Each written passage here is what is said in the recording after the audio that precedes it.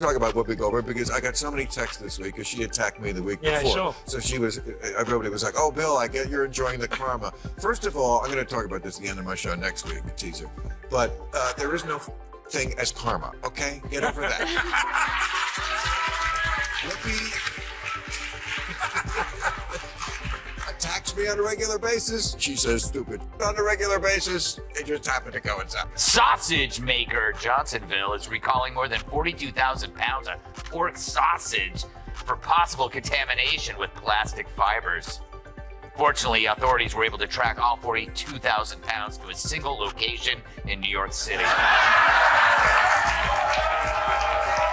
Recently, Whoopi Goldberg had a complete meltdown. Her coffee wasn't cold either. Unexpectedly, Greg Gutfeld and Bill Maher joined forces to bash Whoopi with such ferocity that even her Oscar must have felt embarrassed.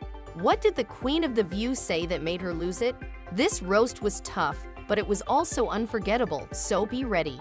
Grab some popcorn because today, there were other things that survived besides Whoopi's dignity.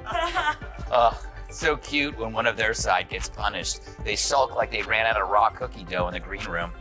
Yeah, ABC suspended Whoopi for 2 weeks because she said the Holocaust had nothing to do with race. She said this on a show called The View, which makes everything about race. Except now. The Holocaust isn't about race. No. No. It's not about maybe race. It's about a different race. But it's not about race. It's not about race. What is it about? Because it's about man's inhumanity to man. Yeah, that's heroic. The audience has been dominated for years by Whoopi Goldberg, the self-described queen of daytime television. On this show, every guest is put on the spot, and every strong viewpoint is moderated with a hint of irony. No viewpoint is too extreme to be represented, but recently, something occurred. A dreadful occurrence that threatened to destroy Whoopi's carefully built image as the calm, reasonable voice of reason. Whoopi was the unlucky target of cruel verbal abuse rather than the informed counselor after a few things went awry. Not just one, but two of the most intelligent voices in the field. Privilege, Whoopi hangs on, which is fine since she apologized. But not before digging an even deeper hole than the one in her head. And finally, new rule, stop saying that Whoopi Goldberg getting yanked from The View right after she attacked me on The View is karma. There's no such thing as karma, sorry. Sorry, but life is random. The only word to describe it when a big game hunter gets trampled by an elephant and then eaten by lions is hilarious.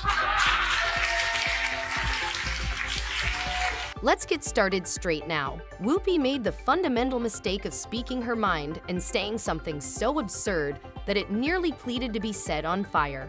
It wasn't the first time she'd made such outrageous comments. She has been expressing opinions that vary from somewhat odd to completely insane on The View for years. But this time, she went too far. In all her purported wisdom, Whoopi decided to talk about free speech, political correctness, and the need for people to stop being so sensitive. Admittedly harmless, but not quite. That not everyone on that platform or who consumes stuff on that platform enjoys. And The View is a particularly weird place to do a speculation. It's called The View? It's called The View. It's not called The Facts. Yeah, but isn't it interesting that it's called, I don't think they meant this when Barbara Walters invented it a long time ago, but it's The View. Well, that's the problem in America. There is one view, right, and one that's clearly true opinion, and everybody else can go sit in the corner. At this point, she gave Greg Gutfeld and Bill Maher the ideal opportunity to verbally assault each other, leaving her scrambling to save what little dignity she still possessed. Even though Whoopi's comments were full of her usual liberal arrogance, when you're speaking to a group of people who are listening to you in the hopes of at least some understanding, you're more likely to get criticism than applause. The audience is probably already muttering to themselves, "Please just let me survive this episode without yet another lecture on what's wrong with America." Yesterday on The View, otherwise known as Hell's DMV, Whoopi Goldberg asked how much different are the values of the Trump administration from the Taliban. We have a leader who has repeatedly demeaned women, wants to defund organizations that benefit women, calling on the media to shut up, specifically wants to give preferential treatment based on religion. Are these values really much different than the Taliban's? Wow. Talk about groundbreaking to actually hear a celebrity say something mean about the Taliban. How dare they compare them to Trump? The Taliban should sue. Guess they ran out of Hitler analogies.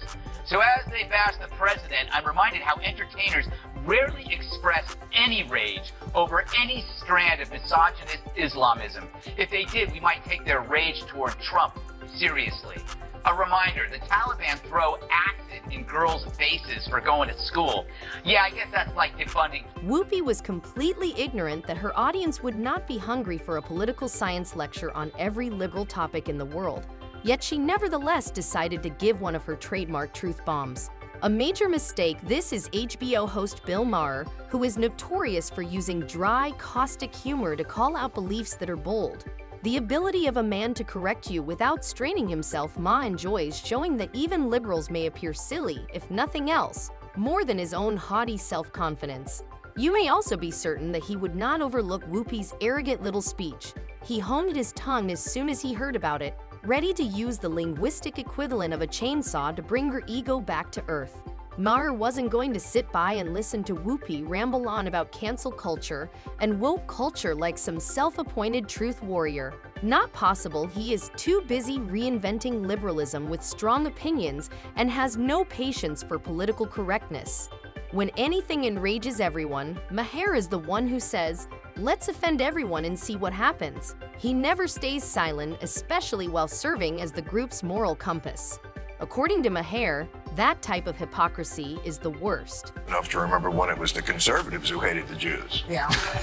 Okay. Bill Maher, who has been the standard bearer for liberalism and in many ways leftism until the woke went bananas in this last decade, but for decades, that's what this guy has represented in America. I want you to note the tone they all talk with him. I want you to look at Sunny Huston's body language and the way they look at him and everything else, just because he is a lefty who hasn't gone completely. With that self-satisfied grin, he was prepared to drop some of his own truth bombs, but Ma went farther. Because it's better to keep swinging than to land one blow, he used his razor-sharp wit to take Whoopi's leftist talking points and tore them apart with the precision of a surgeon.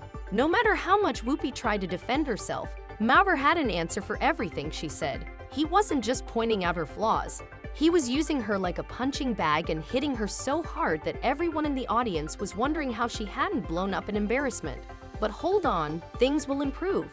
As if Bill Maher wasn't enough to make Whoopi feel really upset, Fox News' version of the class clown, Greg Gutfeld, came on stage. If Bill Maher is the cerebral titan, Greg Gutfeld is the hilarious wrecking ball shattering everything in its path with his sarcastic one-liners, cutting jokes, and disregard for people's feelings. And believe me when I say that Greg doesn't care if you're a hero or a villain. If you say something ridiculous on TV, he's more than happy to turn that moment into a joke. And by the way, out there, that hat that you keep wearing, that red hat that says "Make America Great Again," that tells people that you go along with this. So you might as well just put a swastika on the hat. Don't do that. Because we see it anyway. I'm not going to defend Donald Trump ever, but I would never say that we should put the swastika on the cap, because I think you can hate Donald Trump. You can't hate everybody who likes him. It's half the country. I don't want to live in that country. I don't want to live in the country where I hate half the country and I don't hate half the country. How do you disagree? Gutfeld's talent is turning the vista into the punchline of a nightly joke. This time, he thoroughly enjoyed Whoopi's comments. His eyes were almost gleaming with mischief as he turned her into a cartoon representation of herself. He didn't just disagree with her opinion.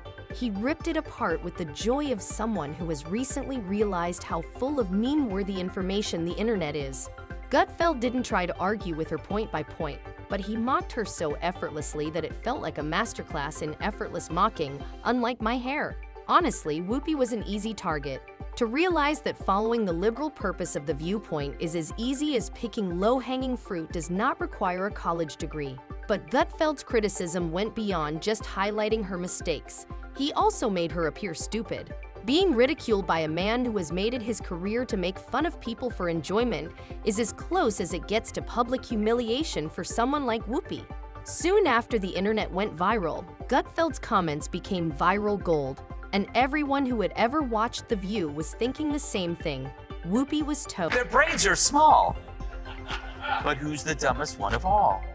True, none of them are in Mensa, but who's the most densa? Perhaps it's Sonny who mastered the art of making idiots look smart. Now The View could ask a mirror who's the dumbest one of all, but there's no way that glass doesn't. Let's focus on more than just the takedown. Whoopi deserves some recognition for her heroic but ineffective self-defense. Was she really in complete meltdown mode? Who could truly blame her? After decades as a major personality on daytime television, she was now being publicly humiliated by two men who seemed to take pleasure in ridiculing everyone who stood in their way. No skillful reaction or smooth comeback, just a few dramatic, rambling, furious eye rolls and a last-ditch effort to keep face. Once the queen of stinging discussions on television, Whoopi received a surprising scolding. Her usual strategy of acting as though nothing impacted her didn't work this time. Her expression was becoming agitated. At this point, her painstakingly built TV legacy started to fall apart, and she had no idea how to stop it. However, the true pleasure starts when you stand back and look at the big picture. This is not a trivial TV dispute. Rather, it is a full-fledged conflict between ego and humorous politics that clashes in the most caustic manner possible. The face of traditional liberalism, Bill Maher, is standing his ground against the emergence of the woke mob.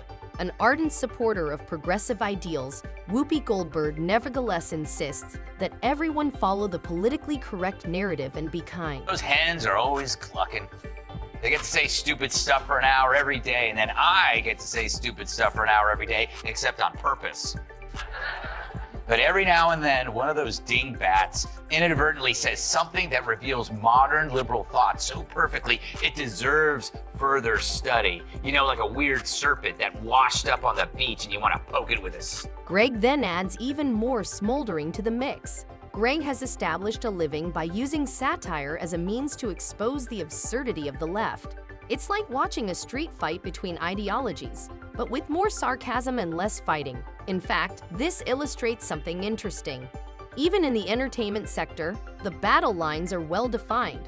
One of us, Maher, undoubtedly misses the days when you could have fun and smoke a cigarette without worrying about upsetting anyone.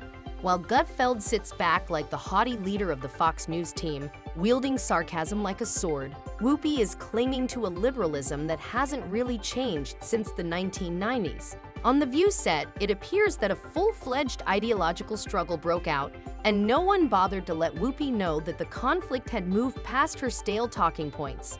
Additionally, this debate is being conducted in full view at a time when people are sick of echo chambers. Viewers today want debates, not lectures and politics that are humorous, offer frank critique, and maybe even offer some real insight, not just another agree with me or you're canceled scenario. Thus, while Whoopi sits back in her liberal echo chamber, confident that she is the voice of reason, Maher and Gutfeld are giving the audience what they really want, a real, unedited dialogue. Happy Wednesday, everyone. Well, not if you're Whoopi Goldberg, aka Karen Johnson. Yeah, who knew Whoopi was a Karen? I thought that was only for white people, like Toyota Priuses and skiing. Yes, I'm a liberal, but this is getting ridiculous, is Bill Maher's unambiguous message. Maher is going further than Greg Gutfeld, who uses leftist talking points as jokes, by highlighting the absurdity of the so-called safe space culture that is exemplified by programs like The View. Long protected by her TV reputation, Whoopi Goldberg is now being criticized by Maher and Gutfeld, two odd outsiders. Ironically, they are now the ones holding the left responsible, challenging both viewpoints with a defiant, direct approach. Meanwhile, Maher is doing really well. He has been popular among centrists and opponents of woke extremism, establishing himself as an uncommon liberal voice who isn't hesitant to criticize his own party. His rapidly expanding following makes him a powerful figure amidst the ideological turbulence. That makes Sunny Hostin, who thinks climate change caused the solar eclipse, the dumbest of them all. Because everyone knows the moon caused the eclipse, which is controlled by the View's gravitational pull. Greg Gutfeld watches his increasing late-night dominance from his Fox News throne with the serene assurance of a predator playing with its victim. His parody of Whoopi Goldberg went viral and had an impact much beyond the Fox audience, making it more than simply another piece. Gutfeld's incisive remarks elevated his slot to the status of the new must-see event, and Whoopi's discussion was a Twitter sensation for days. She maintains her moral superiority in the meantime, acting as though her standing as the voice of reason hasn't been challenged. Let's face it though, her aura of untouchability has faded, and rumors circulating behind the scenes indicate her influence is dwindling. Whoopi resorted to her old defense, acting as if she was too superior to care, rather than responding with the humor that had once made her famous. But that position is a dangerous gamble in a media environment weary of biased viewpoints.